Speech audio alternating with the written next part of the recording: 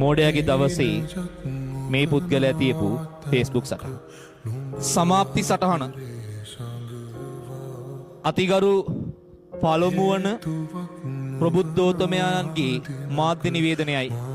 ආදරණීය යටත්වැසියනි, වසර පුරා වසර ගණනාවක් මා විසින් මෙකී රාජකීය ධූරයේ භාරදූර කාර්යයන් නොපිරිහෙලා ඉටු කරමින්ද නේක විඳ භෝජන සහ පානයන් භුක්ති විඳිමින් ඔබ සැම පිනවමින් මහත් වෙහෙසට පත්ව ඇති වග ඔබට දන්වනු කැමැත්තෙමි. එහෙයින් සිහසුනෙන් බසිනු කැමැතිව ඔටුනු බිම තබන වග මෙයින් දත යුතුය.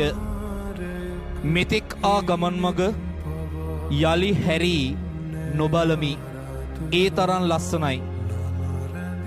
තොපි විසින් මා වෙත දක්වන ලද ආදරයට, කරුණාවට අරකට මේකට පෙරලා උම්ම දෙමි. ස්තුතියි පින්.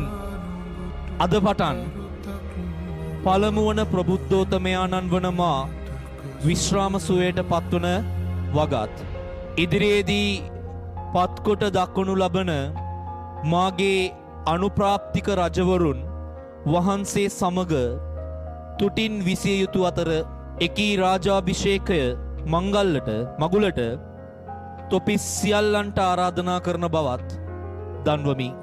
ප්‍රබුද්ධෝත්තමයන්ගේ කතාමාලාව නිමි. ස්තුතියි පුබුදු පිගේරා හෙවත් උදේශ් පුබුදු පිගේරා.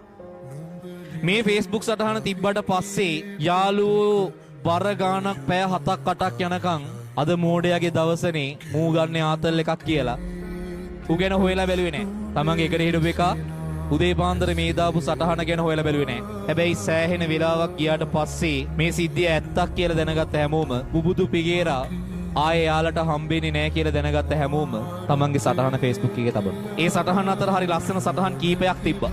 එක සටහනක තියෙනවා අපි ඉතින් සේරම දන්න හරි උගත් බුද්ධිමත් මිනිසුනේ.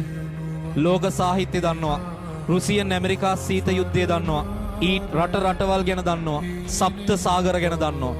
අටවිසි බුදුවරුන්ගේ ඉඳලා 33 කෝටියක් දෙවිවරුත් දන්නවා. ඒත් ළඟ ඉන්න එක මැරෙනකන් දන්නේ නැහැ. සමාවයන් පුබුදු උඹ පතන සැනසීම හොයාගනි. විනාඩියක් අරන් තමන්ගේ ළඟ ඉන්න එක කොයි වෙලෙත් හොඳින්ද කියලා බලපන්. මනුස්සයන්ගේ මූණේ තියෙන සැබෑ දේ නෙමේ. මනුස්සයන්ගේ හිනාව කියලා කියන්නේ මනුස්සයන්ව හරි ලස්සනට අපූර්වට ලස්සන කරලා පෙන්නන එක ඇඳුමක් විතරයි. හැම මනුස්සයම හිනා වෙන්නේ තමන්ගේ සතුටටම නෙමේ. තමන්ගේ මූණෙන් පෙන්නන හිනාව ඇතුලේ හැංගිලා තියෙන දේවල් ගොඩක් තියෙන්න පුළුවන්. ඒ නිසා තමන්ගේ වටේ ඉන්න මනුස්සයෝ ගැන හොඳ සැලකිලිමත්ව ඉන්න පුතේ. නැති වුණාට පස්සේ අඬන එකවත් කියවන එකවත් දුක් වෙන එකවත් නෙමෙයි වෙන්න ඕන. තමන්ගේ වටේ ඉන්න සර්කල් එක තමන්ට වැදගත්. යාළුවෝ වෙනයි, ළඟ උන්නුන් වෙනයි, අඳුරන උන් වෙනයි, බොක්කේ හදවතට කතා කරන උන් වෙනයි. තමන්ගේ සර්කල් එක ඇතුලේ තමන්ගේ හදවත අඳුරන කෙනෙක්ව තියාගන්න. තමන්ගේ මූණට රැවටෙන කෙනෙක් නෙවෙයි.